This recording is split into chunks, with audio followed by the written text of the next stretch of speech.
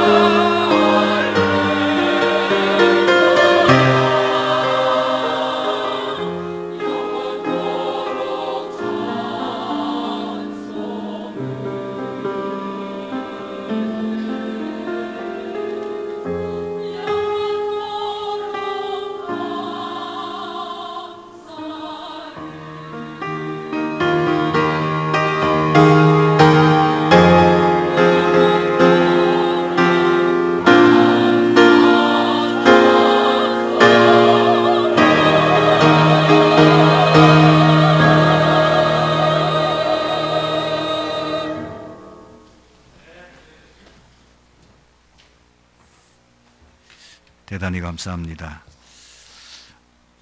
사도행전 13장 22절에 보면 이세 아들 다윗을 만나니 내 마음에 맞는 사람이라 내 뜻을 다 이루게 하리라. 참 귀한 말씀이 그 속에 기록이 되어져 있습니다. 다윗은 여러분 잘 아신 것처럼 저 베들레헴 산골에서 양을 치는 목동이었습니다. 사실 별 볼 일 없는 가문, 그리고 모든 사람들이 천하게 여기는 목동의 직업을 가지고 있었습니다. 그런데 다윗은 지금 자기가 어떤 위치에 있든지 자기가 어떤 상황에 서 있든지 거기에 전혀 관여하지 않았습니다. 다윗은 목동으로 있으면서 늘 하나님께 기도하고 찬양하고 또 하나님께서 그에게 은혜를 주셔가지고 많은 시편을 쓰게 하셨습니다. 그리고 비록 자기가 사람들이 알아주지 않는 양치기에 불과하지만은 양새끼 한 마리를 잃어버리지 않을 정도로 물매 던지는 기술을 익혔습니다. 그 기술이 얼마나 뛰어났던지 그 양새끼를 물어가는 사자에게서 양새끼를 구원하고 그 강한 곰으로부터 양새끼를 건져냅니다. 어떻게 힘이 약한 어린 소년이 그렇게 할 수 있겠을까요? 이 다윗이 얼마만큼 돌 던지는 기술이 뛰어났던지 아무리 용맹스럽고 또 사나운 사자도 급소에 맞으면 쓰러져요. 그리고 맥을 못 추어요. 곰이 아무리 우악스러우고 사나워도 힘이 세도 급소에 맞으면 곰도 꼼짝을 못 합니다. 그러니 어떻게 물맷돌을 가지고 그 사나운, 그냥 서 있는 게 아니잖아요. 사자가 막 달려들고 달려가고 하는데 얼마만큼 그 기능이 뛰어났던지 그 달려가는 사자의 급소를 쳐서 그 사자를 쓰러뜨렸다는 것은 이런 한번 상상해 보세요. 그러니 그 신앙, 영적 서밋이 다윗은 이미 이 소년 때에 그 신앙이 최고의 위치, 기능도 최고의 위치. 하나님이 다윗을 쓰실 수밖에 없습니다. 그리고 이 다니엘서 1장 8절을 딱 펴서 보면 이 소년이 벌써 신앙이 보통이 아니라는 걸 느낍니다. 모든 세상적인 좋은 조건과 환경도 전혀 그에게는 구했지 않습니다. 자기 신앙을 굳게 지킵니다. 사자굴 속에 분명히 들어갈 수밖에 없는 법령이 이건 공포되어 있는데도 다니엘은 굽히지 않고 자기 신앙을 그대로 하루에 3번씩 하나님께 기도하는 그 기도를 계속합니다.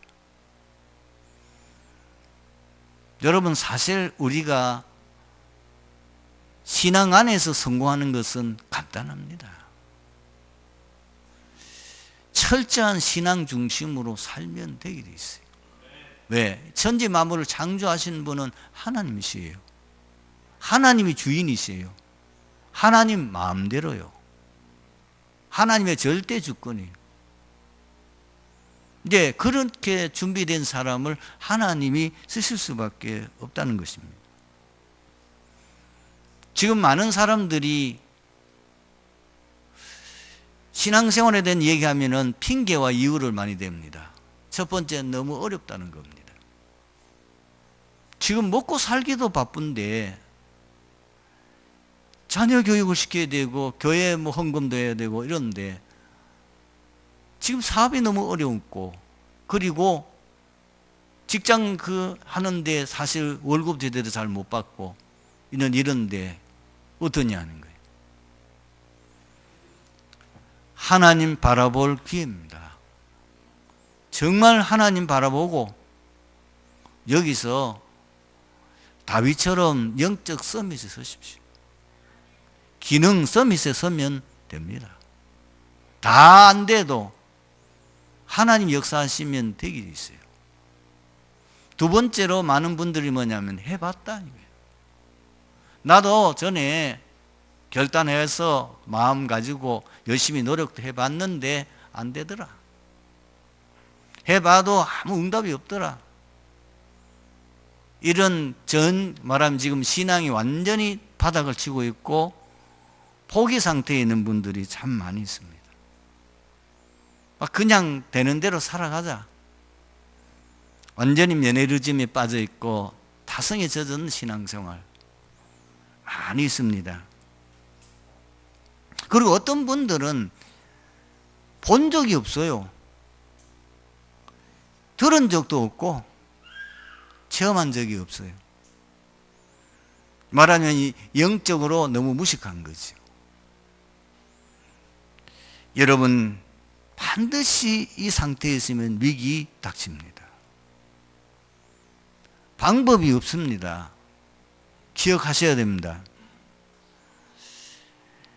되는 일이 점점 더 없습니다. 문제는 계속 다가오고요. 어려움은 계속 더 심해집니다. 그걸 넘어설 수 있는 것은 다윗이나 혹은 7명의 렘넌트 같이 결단하고 하나님만 바라보는 겁니다. 그 사인입니다. 정말 여러분들이 죽으면 죽으라는 각오를 가지고 애써처럼 하나님만 전적 의지하고 하나님 믿고 말씀 순종하며 따라가면 나중에 알게 됩니다. 하나님이 나를 이렇게 세우시려고, 나를 영적 서밋에 세우고 기능 서밋에 세워서 나를 문화 서밋, 세계 복음화 할 주역으로 증인으로 쓰시려고 하나님이 나에게 어려움을 주셨구나 하는 걸 시간이 지나가면은 깨닫게 됩니다. 여러분, 결국은 신앙이 점점 쇠퇴해지고 나중에 복음이 없어지면 어떤 시대가 옵니까? 성경이 말하고 있잖아요. 이스라엘 백성들이 복음을 놓쳤을 때마다 재앙이 닥쳤고 7번이나 이스라엘 백성이 재앙을 당했고 지금 유럽 교회가 다 문을 닫고 미국 교회가 지금 엄청나게 무너지고 있고 한국 교회도 지금 굉장한 지금 쇠퇴의 길을 걸어가면서 지금 전 세계에 여기저기 재앙이 닥칩니다. 라스베가스 여러분 잘 아시는 것처럼 나이가 많으신 분이 그리고 사회에서는 성공했고 이제 은퇴자인데 무엇 때문에 그 높은 거기에 아파트에서 총을 쏘아서 합니까? 미친 사람 아니에요. 근데 그 사람이 평소에 아주 이상한 한 미친 사람이 아니에요.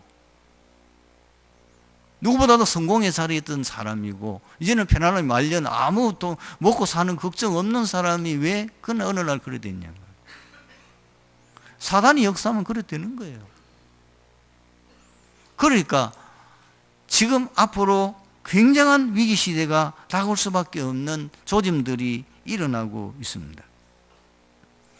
여러분 앞으로 미래는 어떤 시대가 올 거냐? 후대는 다 무너집니다. 왜? 지금 세상 문화가 후대를 다 멸망시키도록 돼 있고 거기는 경제와 함께 엄청난 흑암 문화들 배후에 사단이 역사하고 있기 때문에 심각한 재앙 시대가 올 수밖에 없어요. 지금 우리는 둘 중에 하나를 선택해야 됩니다. 전도를 통해서 세상 살려고 내가 살겠냐? 그러면은 재앙 속에 멸망받을 거냐? 전도냐 재앙이나 둘 중에 하나 선택할 수밖에 없어요. 우리가 지금은 아무 피해도 없고 그저 먹고 살면 그거는 착각입니다. 우리 한국 땅에 서울 복판에 대구 복판에 핵 떨어지면은 다 죽어요. 지금 북한에 있는 김정은이가 어떤 미친 짓을 할지는 아무도 몰라요. 과거에도 전쟁이 일어날 거다. 아니다. 괜히 공포 분위기 조성하지 말고 설마 전쟁이 나겠냐. 16,000번 일어났고 우리 한국 땅에 6.25 사변으로서 온 한국 땅이 잿더미로 바뀌었습니다. 그것이 아직 80년도 안 지났습니다. 지금 뭐 좀 경제 성장해서 좀 여러분들이 잘 먹고 잘 사는 것 같이 보입니까? 그 강력한 핵폭탄 한 방에 한국은 완전히 잿더미 되고 다 죽어요. 그것이 역사적으로 일어났고 또 일어나고 있는 사실이라는 걸 기억하셔야 됩니다. 어떻게 하면은 여러분들이 이 위기를 막을 수 있겠냐는 겁니다. 기억하셔야 됩니다. 세상은 성경에 기록되어진 하나님 말씀대로 성취됩니다. 마지막 때 어떻게 된다고 성경이 기록하고 있어요? 세상은 점점 발전되고 좋아져서 지상천국에 온다고 성경에 기록됐나요? 마태복음 24장에는 전무후무한 재앙시대가 온다고 분명히 말했습니다. 그대로 되어가고 있고 됩니다. 반드시 하나님의 약속은 성취되게 되어 있어요. 그렇다고 하면은 우리가 어떻게 해야 되냐? 복음으로 세상 살리는 길밖에 없어요. 복음을 통해서 나라 살리고 세계 살리는 길밖에 없어요. 그러려면 어떻게 해야 되겠냐? 제대로 우리가 이제 훈련 받아야 돼요. 그리고 제대로 현장 사역을 통해서 여러분들이 다 트리데교회 모든 성도들이 제자로 일어나야 돼요. 왜 그러냐? 여러분들은 아시는지 모르겠습니다만은 저는 이번 몇 년 동안에 우리가 경험했습니다. 원래 우리가 합동석에 있다가 거기서 우리가 다락방 전도운동 한다고 잘려서 나와서 지금까지 오게 됐고 거의 20년 줄기차게 전도가 되든 안 되든 그러나 전도 메시지와 그 훈련 속에서 살다가 몇 년 전에 개혁 측하고 다 통합해서 뭔가 한국교회 우리 이단 누명 벗고 이제 제대로 전도운동 하자고 했는데 그분들을 만나보면서 완전 실망 가운데 빠졌습니다. 그분들하고 우리하고는 달라도 너무 달라요. 복음을 모르는 건 말할 것도 없고 그 사람의 지금 그 목회자들의 생각, 그 목회자의 그 머릿속에 들어있는 것은 오늘 이 자리에 제가 폭로하면은 불신 여러분들이 다 시험 들어요. 참 너무너무 안 됐어요. 야, 지금 한국교회가 이 정도구나. 겉으로 보기에는 굉장히 지금 뭐 세워져 있는 것 같이 보이지만은 그러나 이미 영적 지도자들이 무너질 대로 무너져 있어요. 하나님의 말씀 안 믿어요. 말씀 말하고 외치고 있지만 안 믿어요. 오직 믿는 건 돈밖에 없어요. 그 목회자들이 돈이 될 만한 데는 대가리 더 밀고 달라들어요. 놀랐어요. 어디 자기 명예, 자리 있으면은 생을 걸고 달라들어요. 그게 자기 본 모습인데 교회 가서는 거룩거룩하게 말씀 전하고 있어요. 그것이 그의 참한 모습이에요. 나는 그걸 보면서 되든지 안 되든지 전도가 되든지 안 되든지 오직 복음만 말하고 복음운동 해야 되고 하고 있는 이 우리밖에는 소망이 없다. 진짜 소망이 없어요. 우리가 지금 현장 안 나가도 그래도 오직 그리스도 결론 내리고 지금은 복음이 없다니까요. 지금 한국교회 안에 목회자들 그 머릿속에 진짜 복음이 각인된 분이 별로 없다니까요. 관심이 다른 데 있어요. 너무 세속적이고 육신적인 관심밖에 없더라고요. 이제부터 우리가 많은 응답받는 사람들을 만남의 시간을 좀 갖도록 하셔야 됩니다. 본 적이 없으니까 진짜 신앙생활을 바르게 하는 것이 어떤 것인지 여러분 본 적이 없잖아요. 진짜 신앙생활에서 응답받는 사람들이 어떻게 응답받고 있는지 그 간증을 들은 적이 없잖아요. 그러니까 할 수가 없는 거지. 그런 것을 통해서 여러분들이 많은 도전을 받을 필요가 있어요. 명절에 어지간히 쓸데없는 데 돌아다니지 말고, 뭐 돌아다녀봐야 뭐 남는 거 뭐 있어요? 피곤하고 아무것도 없잖아요. 저도 세계 많이 다녀봤어요. 그러고 유명하다는 뭐 관광지 가봤어요. 처음 갈 때는 야 하고 대단하구나. 여러 번 다니니까 감각이 없어요. 뭐 그게 나중에는 뭐 그게 그거라. 뭐 조금 이렇고 저렇고. 그리고 처음 우리가 뭐 할 때는 막 가슴에 부풀고 하지만은 계속 다니면 그래요. 여러분들이 계속 파티하고 즐거운 해보세요. 처음에는 굉장하지만은 나중에는 질려요. 그리고 자신이 이상해요. 내가 이러려고 사는가? 한매를 느낀다니까요. 내가 이 짓을 하려고 살아가나? 이게 인생인가? 아무리 해봐도 인생에 만족이 없는 거예요. 여러분들이 복음 깨닫고 복음 운동하는 행복 외에는 참 행복이 없어요. 하나님 앞에 기도하고 그 기도 속에서 누리는 행복 외에는 참 행복이 없어요. 다 가져도 세상 것 다 가져도 안 돼. 세상 것 다 가졌고 모든 사람 부러워한 자리에 있는 왜 연예인들이 그 스타들이 마약에 빠지고 그리고 나중에 자살했냐 그 말이요. 왜 이상한 데 빠져서 타락되고 말년에 무너지냐 그 말이요. 돈이 없습니까? 명예가 없습니까? 뭐가 없는데 그러냐 말이요. 처음에는 뜰 때는 굉장하지만 그러나 갈수록 그것이 허무해져요. 인생에 행복이 없는 거예요, 그 안에서. 그래서 여러분들은 이제 좀 새로운 경험이나 이런 것을 위해서 많은 계획과 이런 것을 기도하며 인도받으시기 바랍니다. 이번에 저는 생각지도 않게 제 성당에서 하고 있는 그 치유 집중 프로그램에 참석을 하면서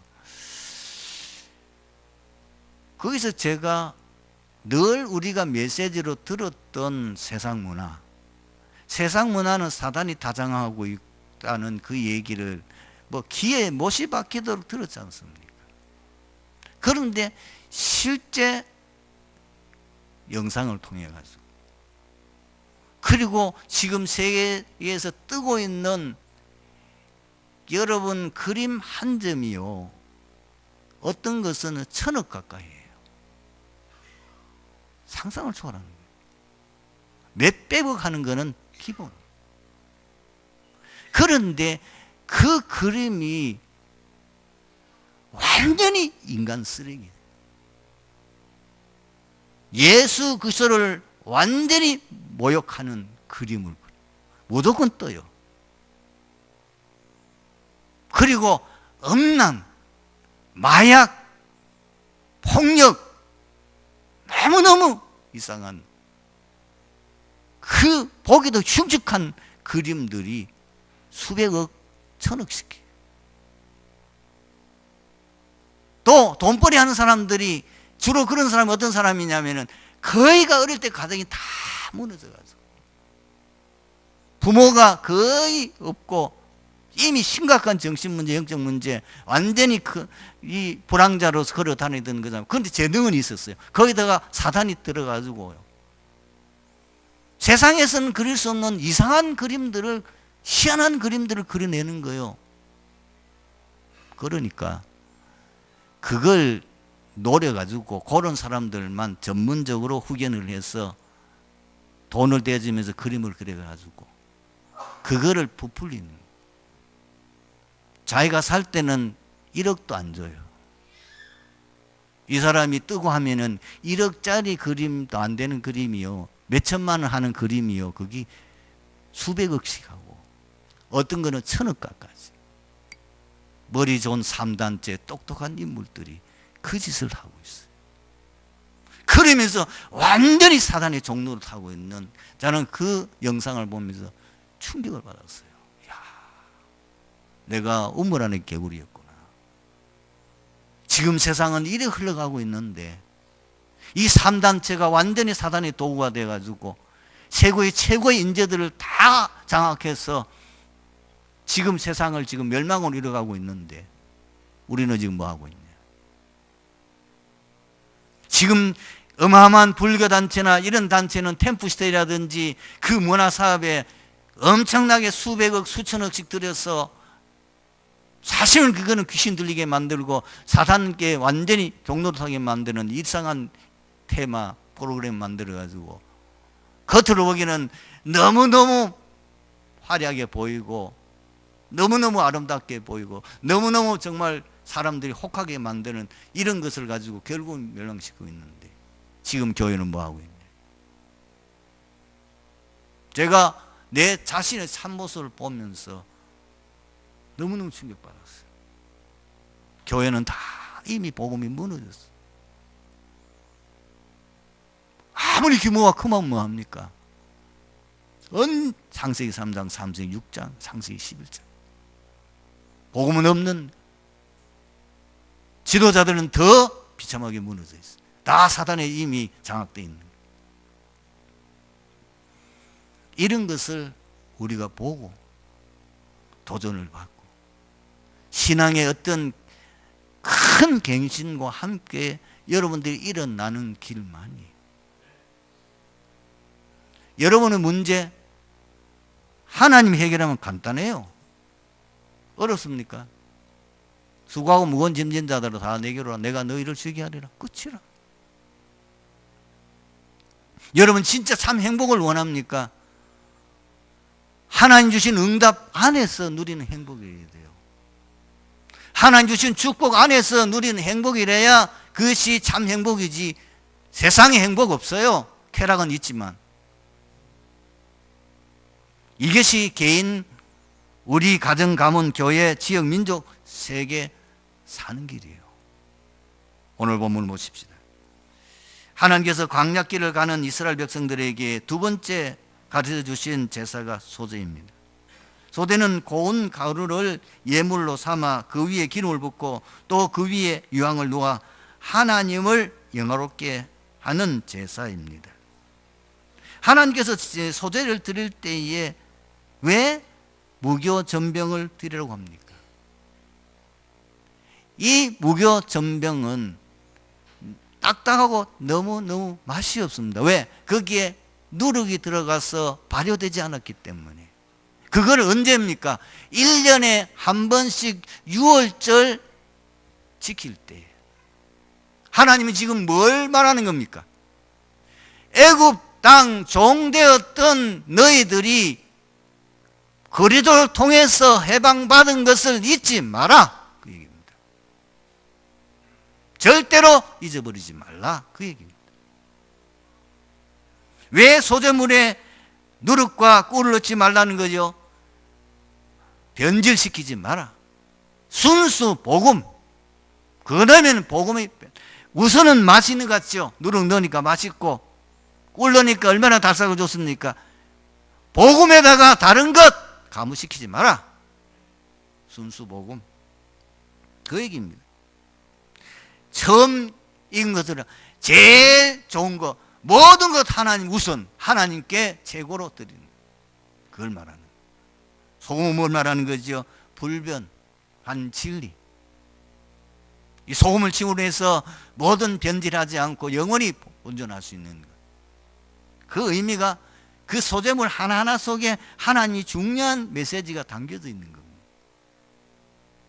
하나님께서 이렇게 소재에 대해서 구체적으로 말씀하셨는데 아주 중요한 의미를 담고 있습니다. 소재는 쉽게 말하면 감사제라고 할 수 있으며, 특징은 소재는 단독으로 드리지 않고 다른 제사와 함께 드렸다는 것입니다. 우리가 소재를 통해서 받을 응답과 축복이 무엇입니까? 첫 번째, 소재는 성삼위 하나님께서 베푸신 은혜에 감사드리는 제사입니다. 우리가 하나님께로부터 첫 번째 받은 은혜가 뭐냐면 창조될 때부터 받았어요. 모든 피조물은 말씀으로 창조하셨어요. 무엇이 있으라 하면 그대로 있고. 그런데 창세기 1장 26절에 보면 인간을 만들 때만 하나님, 삼위 하나님이 은호하셔서 우리의 모양대로, 우리의 형상대로 사람을 만들되 그것으로 인해서 모든 피조물을 관리하는 자로 세우자. 처음부터 하나님은 인간을 하나님의 형상으로, 영적 전대로, 말하자면 하나님과 교제하며, 물고기는 물속에, 우리가 구원의 길 할 때 말하는 게 아니고 이게 사실이에요. 물 밖에 나오면 물고기는 죽어요. 나무는 땅 위에서 살 수 없어요. 인간은 반드시 하나님과 함께 하나님과 교제하며 하나님께 예배 드림으로 말미암아 행복할 수 있어요. 그것을 누릴 때에 그 28절 약속된 축복을 우리가 누릴 수 있는 겁니다. 그리고 2장에 보면은 하나님이 처음부터 우리에게는 창조된 인간이 가장 살기 좋은 자연 환경과 인간의 행복을 위해서 가정을 이루게 하셨어요. 행복한 가정을 이루도록. 그 정도가 아닙니다. 우리의 시조가 이 하나님의 은혜를 잊어버리고 그 은혜의 기준을 모르고 범죄하고 말았잖아요. 그런데 범죄한 후에도 하나님의 사랑은 변함이 없습니다. 바로 구원의 길을 열어주셨습니다. 그것이 창세기 3장 15절. 잊어버릴 때마다 방주, 잊어버릴 때마다 피언약 제사, 그리고 이마누엘 비밀. 이 구원을 위해서 하나님 자신이 인간의 몸을 입고 십자가에 달려 죽으시고 사흘 만에 부활하셔서 모든 구원을 완성하셨습니다. 하나님께서 우리를 이 재앙에서, 이 멸망에서 구원하기 위해서 100% 희생하시고 100% 헌신하신 것을 말씀하고 있습니다. 우리는 행할 수 있는 능력이 없기 때문에 이 사실, 이 언약을 믿기만 하면 구원하도록 우리에게 약속하셨습니다. 하나님은 세상을 처럼 사랑하사 독생자를 주셨으니 이는 저를 믿어 멸망치 않고 영생 얻게 하려 하심이라. 주 예수를 믿어라. 그리하면 너와 내 집이 구원을 얻으리라. 그 정도가 아니라 하나님은 지금도 성령으로 우리와 함께 하시며 영원히 우리를 인도하십니다. 아예 사단이 우리를 건드리도 못하고 우리를 멸망시키지 못하도록 하게 우리 안에 임하여 하시는 것입니다. 언제까지? 영원히. 그리고 지금도 하나님은 말씀을 성취하고 계십니다. 하나님은 우리의 기도에 응답하고 계십니다. 그리고 하나님은 구원사역이 완성되어진 날까지 구원사역을 계속하고 계신 거예요. 지금 베푸시는 하나님의 은혜입니다. 지금 하나님 뭘 하고 계시느냐? 하나님은 이 일밖에 하시는 일이 없어요. 그리고 두 번째는 우리가 새 절기를 주신 하나님께 감사드리는 소재를 드려야 하겠습니다. 출애굽기 23장 14절에서 16절에 나와 있죠.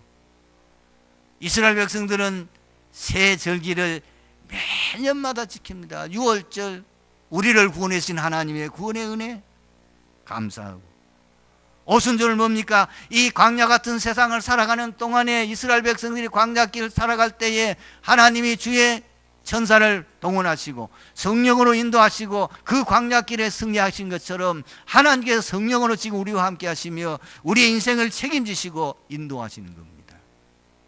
그 다음에 뭐냐? 수장절은 뭘 말합니까?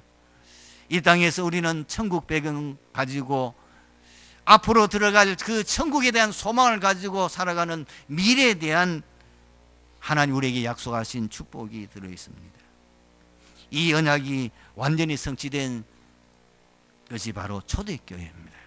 세 번째로, 그리고 우리는 성경을 통해서 세계의 정복의 비밀을 주신 하나님께 감사 소재를 드려야겠습니다.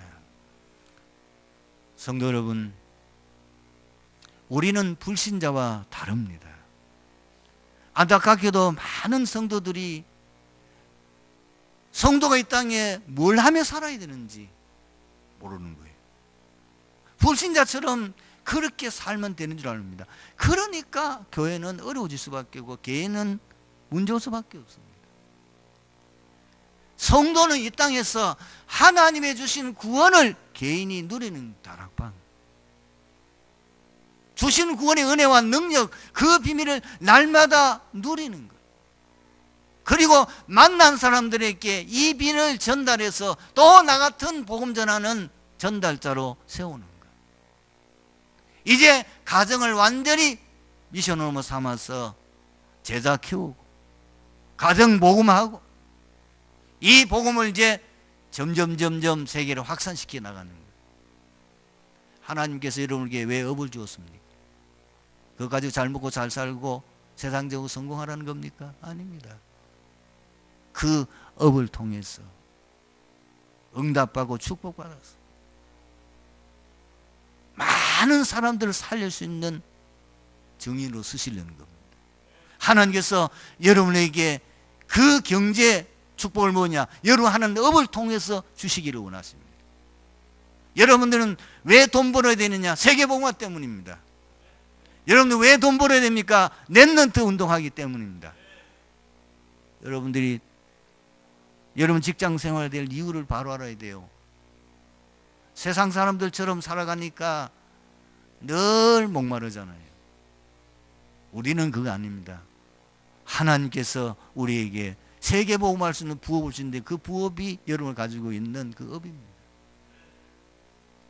그래서 이제는 뭐야? 지역의 역사하는 흑암을 다 장악하고 지역을 살리고 앞으로 세계복음할 수 있는 그 사명 가지고 그 천명을 하나님이 저와 여러분에게 주셨고 그 사명 감당할 수 있는 그것 때문에 우리를 부르신 것. 그런 축복 속에 나를 불러주신 것 날마다 감사하는 감사대 들으시기를 바랍니다. 결론입니다. 왜 우리가 날마다 감사해야 됩니까? 사실 구원받은 자의 첫 번째 오는 증거가 감사이기 때문입니다. 진짜 여러분들이 구원을 안다면은, 그 구원의 은혜가 얼마나 놀라운지 안다면은 감사할 수밖에 없어요. 내가 할 수 있는 거 아무것도 없거든. 여러분들이 어떻게 구원받았습니까? 구원받을 자격이 됐고 조건이 됐고 여러분들이 뭔가 구원받을 수 있는 선행을 한 적이 있냐 그 말이에요. 오직 하나님의 은혜로. 나의 나 된 것은 하나님의 은혜로 된 것이니 내가 다른 사도보다 더 많이 수고했으나 내가 아니요 나와 함께 하신 하나님의 은혜로라. 두 번째로 왜 감사합니까? 재응답 받는 비밀이 감사합니다. 다니엘서 6장 10절을 보니까 다니엘이 지금 큰 위기 가운데 처해 있는데 다니엘이 하루에 3번씩 하나님 앞에 기도할 때 감사하며 기도했다고 그랬습니다. 기적이 일어났죠. 빌립보서 4장 6절 7절에도 보니까 아무것도 염려하지 말고 오직 기도와 간구로 너희 구할 것을 감사함으로 하나님께 아뢰라. 왜 감사해야 됩니까? 응답하실 거니까. 성도에게는 어려움은 저주가 아닙니다. 성도에게는 오는 위기는 위기가 아닙니다. 축복입니다. 하나님이 새로운 응답과 축복을 주시려고 주시는 사인입니다. 증인이 누구냐? 7명의 렘넌트잖아요. 요셉이 어머니 일찍 세상 떠나고 얼마나 외로웠겠습니까? 신앙의 가장 기초 확립하는 기회였어요. 그러다가 그가 17살에 세계 복음화의 꿈을 꾸게 됩니다. 노예로 팔려간데 노예로 팔려간 게 아닙니다. 세계 복음화 위하여 하나님이 지금 부르셔서 인도하시는 겁니다. 거기서 또 위기당하네, 감옥이 들어가는 게 아닙니다. 왕을 만날 기회였습니다. 왕을 만나 끝나는 게 아니라 세계의 재앙을 막는 그 일을 하게 되어집니다. 우리에게도 마찬가지예요. 세 번째는 치유의 비밀이기 때문에 여러분